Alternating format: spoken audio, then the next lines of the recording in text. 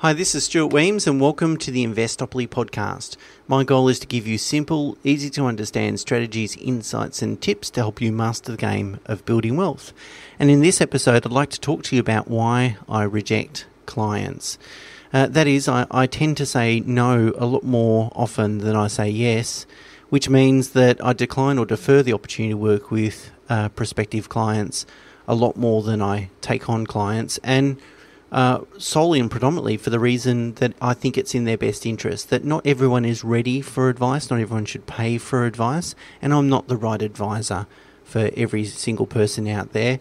And I thought it'd be good just to talk about the top 5 reasons why I do that, so that you can consider in your own situation, not that necessarily you're going to come to me for advice, but if you're going to seek advice from an advisor, how do you know when is the right time for you?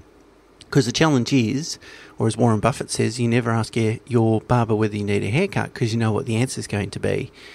So really, if you want independent opinion about whether you're ready to get advice given your current situation, maybe you can consider some of these 5 reasons when I say no or not yet, and apply that to your own personal situation. Before I do that, I want to share an observation with you. And the observation is that a financial product is really easy to buy and really easy to sell, but tailored advice is very difficult to buy and very difficult to sell. So what do you mean by financial product, Stuart? Well, a financial product is really a kind of off-the-shelf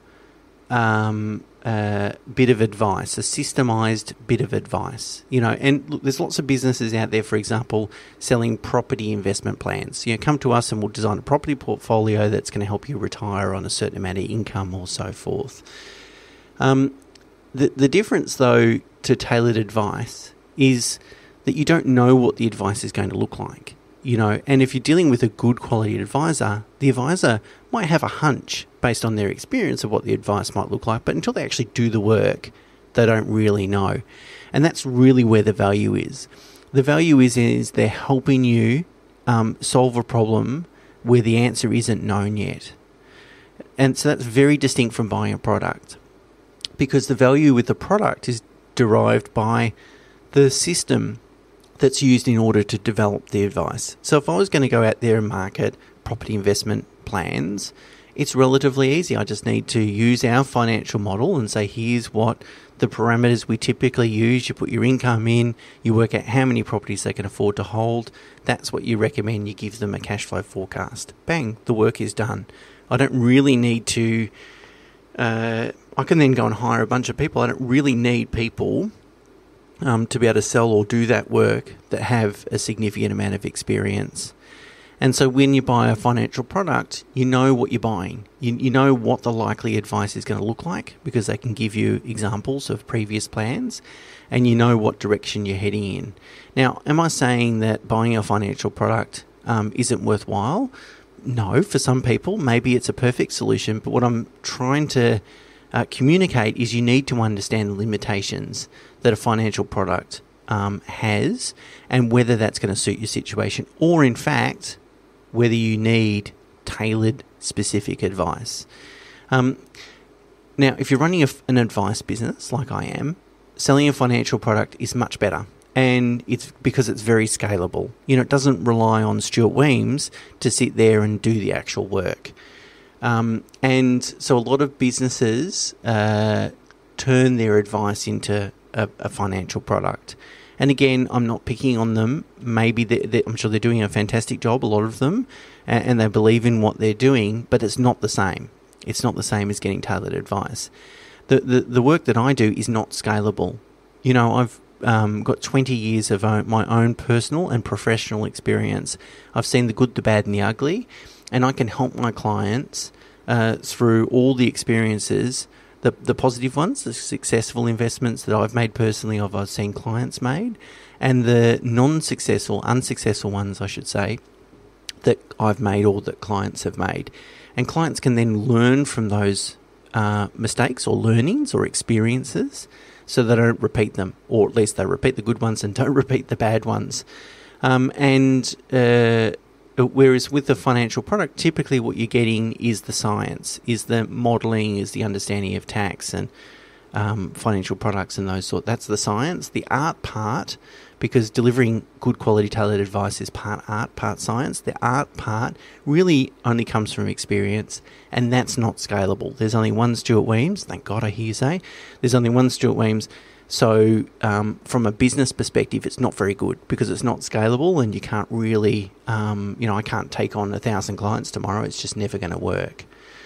Anyway, so I wanted to just talk about the difference between tailored advice and a financial product, because sometimes I've seen people go and pay $5,000 for what is a financial product and be very disappointed at the end because it's not really what they were looking for. Okay, let's put that to a side and let's talk about the top five reasons why I reject or defer to work with particular clients. The first one is lack of surplus cash flow. So a prospective client needs to have a surplus cash flow. So surplus cash flow really means they've got money left over every fortnight or month after paying for all their living expenses and financial commitments. Without a surplus cash flow, it's very difficult to build wealth. I'm not a magician. If you've got nothing to invest, then I can't invest it, obviously. And so if you're spending all your income, everything that you earn, the only thing I can do as a financial advisor is counsel you to reduce your spending. Typically, you'd need a minimum surplus cash flow of about $1,000 a month, $12,000 a year. The more, the better. And the more you have, the more value I can potentially provide, because then we're putting that money to good use. If you've only got a very thin or small surplus cash flow, then there's not a lot I can help you with, and it diminishes the value of financial advice, in which case I'd be saying to you, you don't need to pay for my advice. Just put it into super or do something like that. It can be really challenging if you're got a young family to build wealth. So sometimes if I meet clients and they've got young kids that aren't in school yet, typically their income is unusually low and their expenses are unusually high. Very difficult to find an investable surplus for a lot of people. And I would typically say for people in that situation, come back when the kids are in school. Maybe both parents are working a little bit more. At that point, their income's higher, and childcare costs are ridiculous. So your costs are probably reduced as well. The second reason is too much debt. If I meet someone that is already very highly leveraged, then I'd be saying to them, just repay debt and come back to me in a few years' time when you're in a better net asset position. There are points in the cycle where debt reduction is the most important thing, more important than super contributions or additional super contributions or investing in other assets and so forth. So debt management is really important. And if you have a lot of debt, just focus on getting rid of it before you go and seek advice, potentially. Third reason, too much uncertainty. Now, of course, in life, there's almost always uncertainty. There's always going to be reasons why not to invest, why not to do something. I'm not looking for a period of time where everything is known and there's no uncertainty. But if there's a high level of uncertainty, like people are contemplating moving overseas and working, changing jobs or occupations, a potential redundancy in the pipeline, these sorts of things, I will say, let the passage of time deal with it. And typically within 1 or 2 years, the uncertainty disappears, and it then makes it a lot easier to develop a long-term strategy. Now, you don't wait forever. You know, I'm happy or comfortable in most situations to wait a couple of years to see if the uncertainty disappears, but I'm not going to wait 10 years, obviously. You need to start planning at some point. But there's no point putting a long-term strategy together today for only everything to change in 12 months and then we have to rework it. You know, that's just a complete waste of time and money for everyone. So if you're facing a lot of uncertainty, often the best thing to do is just wait a little bit of time, and the passage of time typically sorts it out. Okay, so the fourth reason is borrowing capacity. Now, not all strategies include a level of borrowing to invest, but if a client is in the 30s or 40s or even early 50s, most strategies include some borrowings. So if I think the best thing for you to do is borrow to invest, but you can't borrow yet, then I'd be saying come back when you do, when your situation changes and you do have some surplus borrowing capacity, and then we can work out what to do. That's obviously if I think that in the future your borrowing capacity is going to change.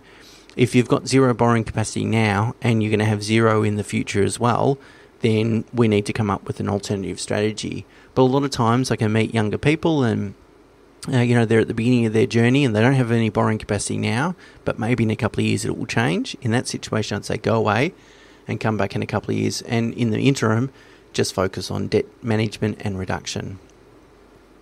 And number 5, which is the last example reason why I would decline to work with a client, is that we're not aligned methodological or philosophical point of view. So that is, they have a different investment methodology or philosophy in their own mind and it's not aligned to mine. I don't believe we need to speculate with client monies. I believe strongly, as I've spoken about in this podcast before and in my book Investopoly, that we adopt evidence-based strategies. That is, that we don't invest we don't adopt a methodology or invest in an asset unless there's overwhelming evidence that rules-based approach has produced the desired results in the past. If there's not overwhelming evidence, then all we're really doing is speculating, and you may as well just go to a casino and gamble, because that's complete speculation and has a 50-50, in most circumstances, 50-50 probability of working. Well, I don't like that probability. We don't need to do that. We can stick to an evidence-based approach. So if clients don't unaligned to the way we're going to invest, and if we're going to buy a property, it's going to be investment grade property, it's a buy and hold strategy, it's for capital growth, or if we're going to invest in the share market, we're going to have a lot of diversification using various different rules-based index fund approaches. If a client doesn't really believe that's the best way to build wealth, then we're never going to see eye to eye, and it's going to be very difficult to build a long-term relationship.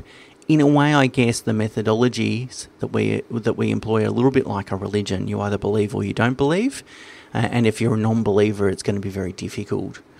The second thing is, can I add value? There has to be, in my mind, if we're going to take on a client, in my mind, in the long run, let's say 10 years, I want to make sure that if I've picked the right client, the fees that I have charged will be completely immaterial. I want to make sure that in 10 years' time, a client looks back and goes, well, Stuart was an absolute key part of this journey and the fees that I paid him were nothing compared to the results.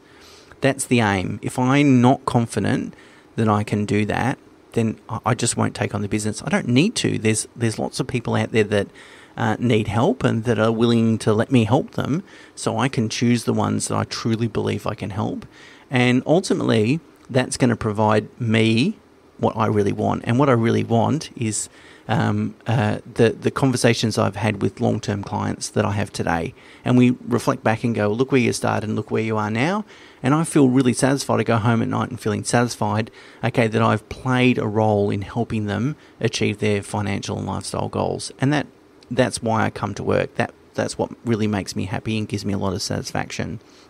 So, therefore, I'm really focused then on making sure I'm picking the right clients, that I'm able to add tremendous value so that at least my advice is actually really changing my clients' lives.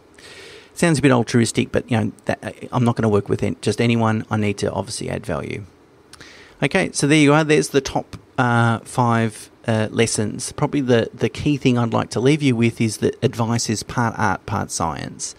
And you just need to understand that. And you need that. The art bit makes it very difficult then to buy or appoint a financial advisor, because the art bit is completely subjective and unknown. You've got to then get an understanding of, does the person have enough experience? Do I like them? And do they know what they're talking about?